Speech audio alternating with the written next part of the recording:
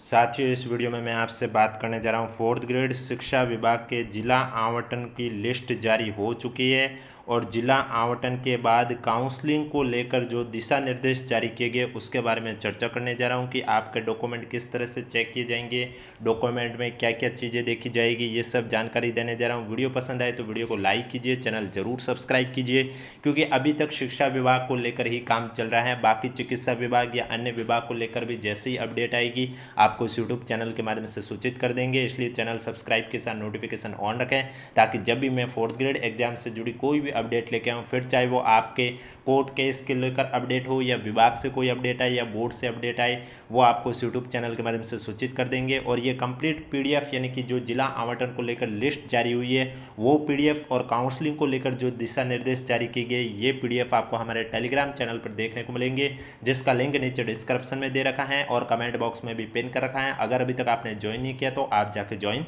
कर सकते हैं। तो आप देख सकते हैं यहाँ पर स्पष्ट रूप से लिखा हुआ है, राजस्थान कर्मचारी चयन बोर्ड यानी कि आरएसएसबी बोर्ड जयपुर द्वारा आयोजित चतुर्थ श्रेणी कर्मचारी सीधी भर्ती 2024 में गैर अनुसूचित क्षेत्र और अनुसूचित क्षेत्र यानी कि नॉन टीएसपी और टीएसपी हेतु अंतिम रूप से चयनित और प्रशासनिक सुधार विभाग जयपुर द्वारा स्कूल शिक्षा विभाग को आवंटित स्टूडेंट को जिला आवंटन कर नियुक्ति और पदस्थापन के संबंध में यहाँ पर यह नोटिस जारी हुआ है, जिसमें स्पष्ट रूप से लिखा हुआ है कि उपयुक्त विषय के अंतर्गत प्रशासनिक सुधार विभाग जयपुर के प्रासंगिक पत्र द्वारा चतुर्थ श्रेणी कर्मचारी सीधी भर्ती 2024 में नॉन टीएसपी और टीएसपी हेतु चयनित स्टूडेंट का श्रेणीवार स्कूल शिक्षा विभाग आवंटित कर स्टूडेंट की अभिशंसा में विस्तृत आवेदन पत्र नियुक्ति हेतु इस कार्यालय को उपलब्ध करवाए गए हैं। उक्त के क्रम में संलग्न सूची जो दे रखी है नॉन टीएसपी टीएसपी में, उसमें स्टूडेंट का जिला आवंटन किया जाकर निर्देशित किया जाता है कि उक्त स्टूडेंट को प्रशासनिक सुधार विभाग राजस्थान सरकार के परिपत्र क्रमांक 18/5/2020 में वर्णित शर्तों के अध्ययन दिनांक 27 जुलाई 2026 से लेकर 30 जुलाई 2026 तक काउंसलिंग आयोजित कर चयनित स्टूडेंट के नियुक्ति पदस्थापन आदेश काउंसलिंग समाप्ति दिनांक को जारी किया जाए और जारी नियुक्ति आदेश की प्रति विभागीय वेबसाइट पर अपलोड करवाकर प्रति ईमेल आईडी यहाँ पर दे रखी है वहाँ पर अनिवार्य रूप से भिजवाया जाना है। यानी कि स्टूडेंट की जो काउंसलिंग प्रक्रिया है वो आपके 27 जुलाई से लेकर 30 जुलाई तक आयोजित की जाएगी। उसके बाद नियुक्ति है वो काउंसलिंग की लास्ट डेट यानी कि 30 जुलाई से देने शुरू हो जाएंगे, 30 और 31 जुलाई को। तो अब यहाँ पर काउंसलिंग के लिए आपको जो दिशा निर्देश बताए गए ये जरूर देखें। यहाँ पर लिखा हुआ चतुर्थ श्रेणी कर्मचारी सीधी भर्ती 2024 में प्रशासनिक सुधार विभाग जयपुर द्वारा अभिस्थापित स्टूडेंट को जिला आवंटन के बाद नियुक्ति और पदस्थापन से पूर्व निम्नानुसार कार्यवाही की जानी है। यानी कि डॉक्यूमेंट किस तरह से आपके चेक किए जाएंगे यहाँ पर लिखे हुए, जैसे कि 1 नंबर पॉइंट पर लिखा हुआ है कि इन स्टूडेंट की नियुक्ति आदि की कार्रवाई नियुक्तिकर्ता द्वारा राजस्थान सेवा नियम और राजस्थान अधीनस्थ कार्यालय लिपिक वर्गीय सेवा नियम 1999 के प्रावधान के अनुसार की जाएगी। यानी कि जो आपकी नियुक्ति है वो कौन से नियमों के अध्ययन रहेगी उसके बारे में लिखा हुआ है। आगे लिखा हुआ है, इन स्टूडेंट के उपयुक्त परीक्षा के मूल आवेदन पत्र उनकी निजी पत्रावली में रखे जाने हेतु संलग्न कर भेजे जा रहे हैं।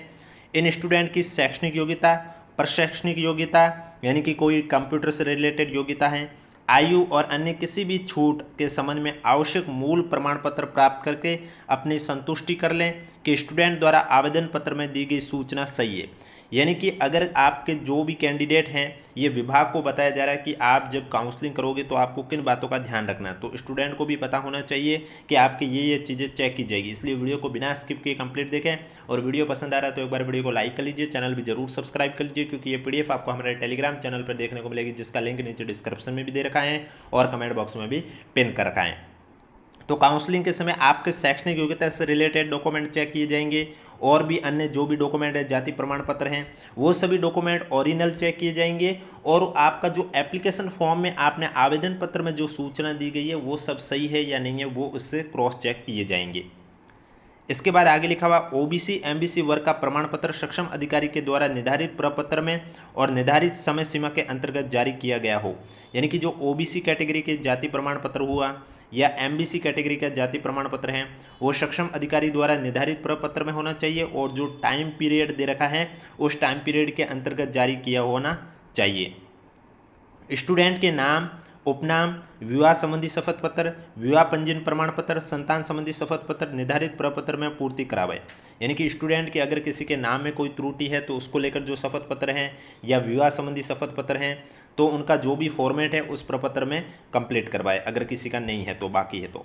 गर्भवती महिला स्टूडेंट के लिए कार्मिक 2 विभाग द्वारा जारी परिपत्र का आवश्यकता अनुसार अनुसरण किया जाए। यानी कि विभाग को कहा जा रहा है कि जो गर्भवती महिला हैं उनके लिए जो कार्मिक विभाग द्वारा जारी परिपत्र हैं उसके अनुसार आपको नियम का पालन करके चेक करना है। स्वास्थ्य परीक्षण और चरित्र सत्यापन नियमानुसार अपने स्तर पर करवाया जाना सुनिश्चित करें।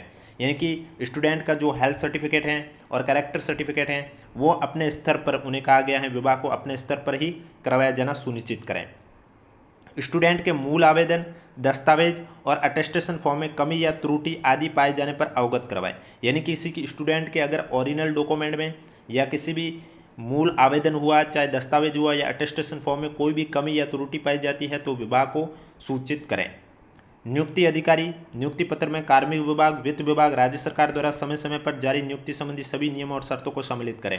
यानी कि जब आप नियुक्ति दें उससे पहले जो भी रूल पालन कर रहे हैं तो कार्मिक विभाग, वित्त विभाग, राज्य सरकार द्वारा जो समय समय पर रूल अपडेटेड हो रहे हैं उन सभी रूल का पालन करना है।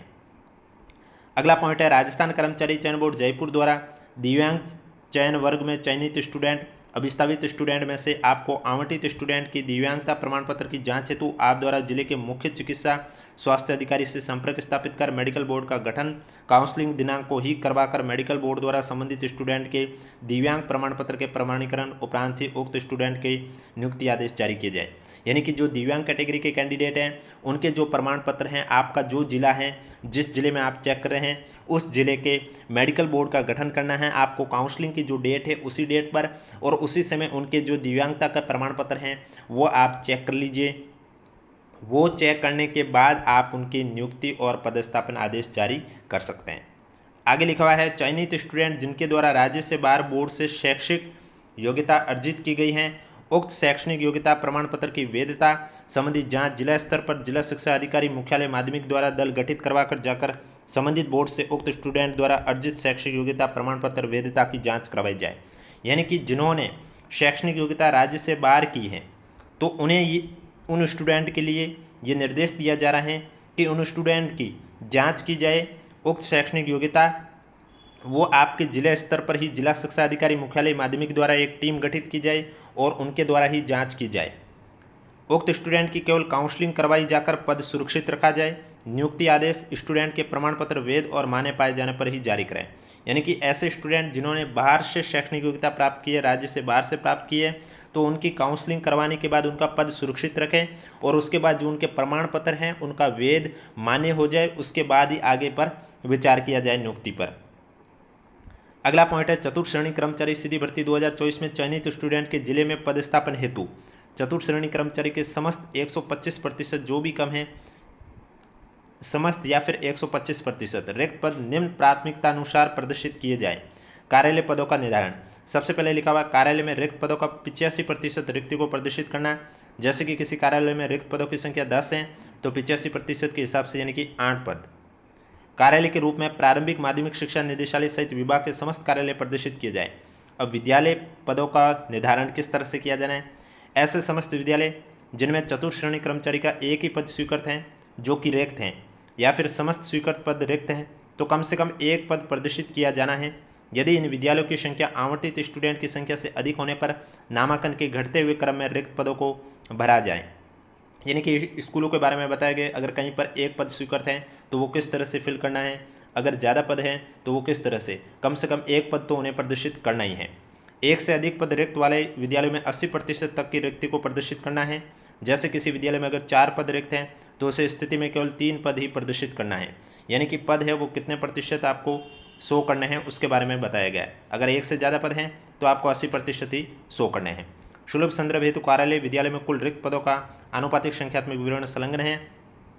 अगला पॉइंट है सीधी भर्ती से चयनित स्टूडेंट के पदस्थापन हेतु प्रशासनिक सुधार विभाग के परिपत्र क्रमांक इतने इतने दिनांक 18/5/2020 के अनुसार वरीयता क्रम का निर्धारण निम्नानुसार किया जाए। यानी कि वरीयता क्रम का निर्धारण किस तरह से किया जाएगा।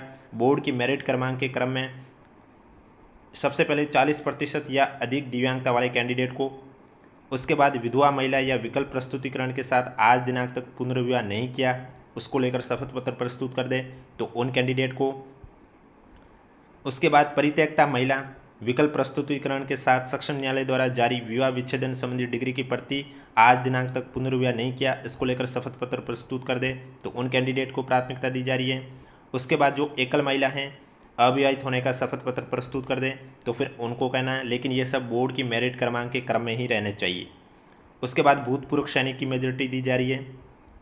उसके बाद पति पत्नी प्रकरण को मेजोरिटी दी जा रही है। फिर आप देख सकते हैं नेक्स्ट है पति पत्नी प्रकरण में अलग अलग दे रखा है, जैसे कि पहले दे रखा है कि पति पत्नी प्रकरण में पति या पत्नी जैसी स्थिति में हो में से कोई एक भी पूर्व से ही राज्य सेवा में आवंटित जिले में कार्यरत हो तो पहले उन्हें, या फिर पति पत्नी को कार्यरत पति पत्नी के वर्तमान पदस्थापित जिले में रिक्ति उपलब्ध होने पर वरीयता सूची में प्राथमिकता दी जाए।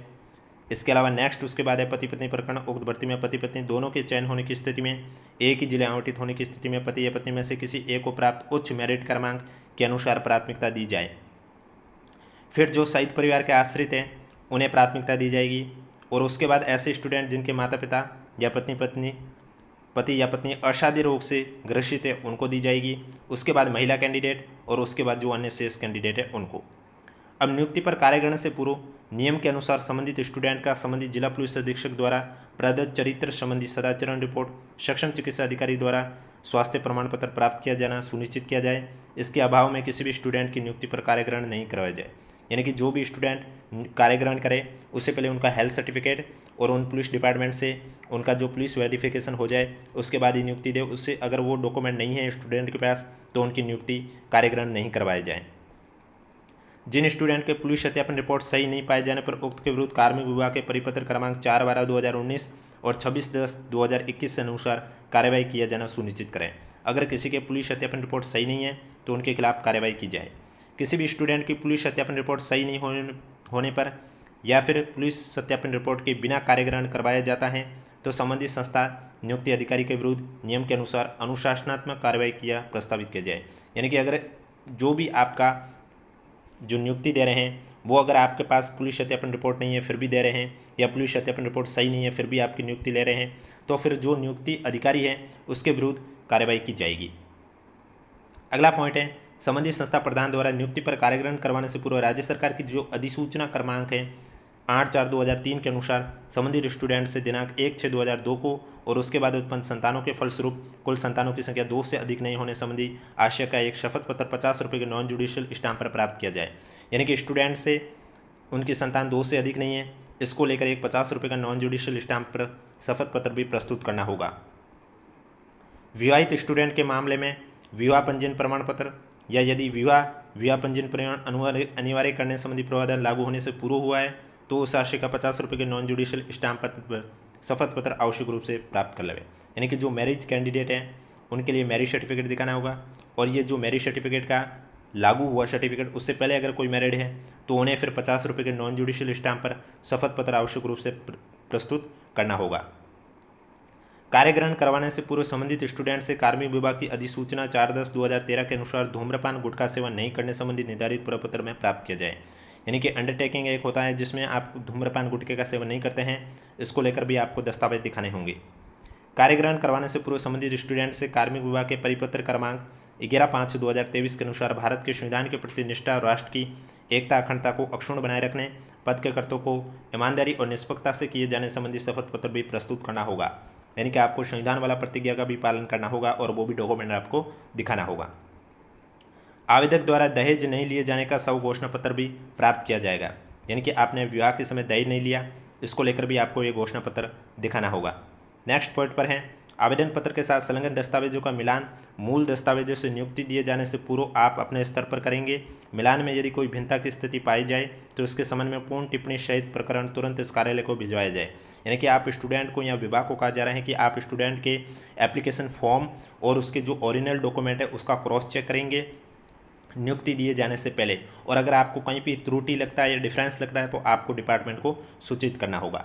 नियुक्ति पर कार्यग्रहण करवाने से पूर्व समस्त स्टूडेंट से 50 रुपये के नॉन जुडिशियल स्टाम्प पर इस राशि का एक शपथ पत्र प्राप्त करेंगे कि यदि इनके द्वारा अर्जित शैक्षिक योग्यता वैध या मान्य नहीं पाई गई तो उनके प्रदत्त ये नियुक्ति निरस्त करने और उनके विरुद्ध कार्रवाई करने संबंधी प्राधिकार विभाग के पास सुरक्षित रहेगा। यानी कि कल को पता चले कि आपने जो शैक्षणिक योग्यता से रिलेटेड डॉक्यूमेंट दिखाए वो वैध नहीं है, मान्य नहीं है, तो आपको उस नौकरी से निकाला जा सकता है। इसको लेकर आपको एक शपथ पत्र भी दिखाना होगा 50 रुपये के नॉन जुडिशियल स्टाम्प पर। अगला पॉइंट है चयनित स्टूडेंट को राजस्थान सिविल सेवा नियम 2017 के अनुसार वेतन लेवल फर्स्ट में प्रोबेशनर ट्रेनिंग के रूप में 2 वर्ष के प्रोबेशनर पर राज्य सरकार के आदेश के अनुसार मासिक नियत परिश्रमिक पर नियुक्ति प्रदान की जाएगी। यानी कि आपको जो नियुक्ति किस तरह से दी जाएगी उसके बारे में है। परीक्षाधीन प्रशिक्षण की अवधि में फिक्स रेम्यूनरेशन के अतिरिक्त अन्य किसी प्रकार के भत्ते जैसे महंगाई भत्ता, मकान किराया, शहरी क्षतिपूर्ति, महंगाई वेतन, विशेष वेतन, बोनस आदि दे नहीं है। यानी कि अलग से आपको कोई चार्ज नहीं दिया जाएगा। परिवीक्षाधीन प्रशिक्षण की अवधि में राज्य सरकार द्वारा निर्धारित कटौतियां भी की जाएगी। परिवीक्षाधीन प्रशिक्षण की अवधि को वार्षिक वेतन वृद्धि के लिए गणना योग्य नहीं माना जाएगा। परिवीक्षाधीन प्रशिक्षण अवधि में कैलेंडर वर्ष में केवल 15 दिन का आकस्मिक अवकाश वित्त विभाग के आदेश क्रमांक कितने जयपुर दिनांक 30/10/2017 के अनुसार देय होगा। नियुक्ति आदेश में इस तथ्य का स्पष्ट अंकन किया जाए कि किस स्टूडेंट का चयन किस वर्ग के निर्धारित आरक्षण के प्रति किया गया है, जैसा कि संलग्न सूची में स्टूडेंट के नाम के सम्मुख दर्शाया गया है। किसी भी विपरीत परिस्थिति में समस्त जिम्मेदारी आपकी स्वयं की होगी। यानी कि आपके फॉर्म के अंदर जो आपकी कैटेगरी दे रखी है उस कैटेगरी के अनुसार आपका सिलेक्शन होना है। अगर विरोध हुआ, कोई अन्य कैटेगरी दिखी, तो इसकी जिम्मेदारी आपकी स्वयं की होगी। टीएसपी एरिया हेतु निर्धारित रिक्तियों के प्रति चयनित स्टूडेंट को टीएसपी एरिया में ही पदस्थापित किया जाए। ऐसे स्टूडेंट को सामान्य क्षेत्र में पदस्थापित नहीं किया जाए। यानी कि जो टीएसपी एरिया से फॉर्म फिल किया था उन्हें टीएसपी एरिया में ही पदस्थापित किया जाए। सामान्य क्षेत्र हेतु चयनित स्टूडेंट का पदस्थापन टीएसपी एरिया में नहीं किया जाए। निर्धारित दिनांक तक कार्यग्रहण नहीं करने वाले स्टूडेंट के नियमानुसार नियुक्ति आदेश निरस्त कर नियुक्ति निरस्त आदेश की प्रति में मूल आवेदन पत्र इस कार्यालय को भिजवाया जाए। यानी कि जो डेट दे रखी उस डेट पर अगर कोई स्टूडेंट कार्यग्रहण नहीं करता है तो उनकी नियुक्ति को निरस्त कर दिया जाए और वो लिस्ट है वो सूचित कर दे विभाग को। आपके जिले के आवंटित स्टूडेंट के मूल विस्तृत आवेदन पत्र प्राप्त करने हेतु संबंधित संस्थापक लिपिक को काउंसलिंग दिनांक से पूर्व कार्यालय के सामने प्रशासन अनुभाग में अनिवार्य रूप से उपस्थित होने हेतु पाबंद करवाएं। तो ये जो आपके दिशा निर्देश हैं ये कार्यालय जो भी आपके काउंसलिंग करेंगे उनको सूचित किया गया है। तो इससे आप भी समझ सकते हैं कि आपके कौन कौन से डॉक्यूमेंट चेक किए जाएंगे हैं। वीडियो पसंद आए तो वीडियो को लाइक कीजिए, चैनल जरूर सब्सक्राइब कीजिए। ये कंप्लीट पीडीएफ और जो जिला आवंटन वाली लिस्ट है वो आपको कंप्लीट पीडीएफ आपको हमारे टेलीग्राम चैनल पर देखने को मिलेगी, जिसका लिंक नीचे डिस्क्रिप्शन में दे रखा है। अगर अभी तक आपने ज्वाइन नहीं किया तो आप जाके ज्वाइन कर सकते हो और कमेंट बॉक्स में भी पिन कर रखा है।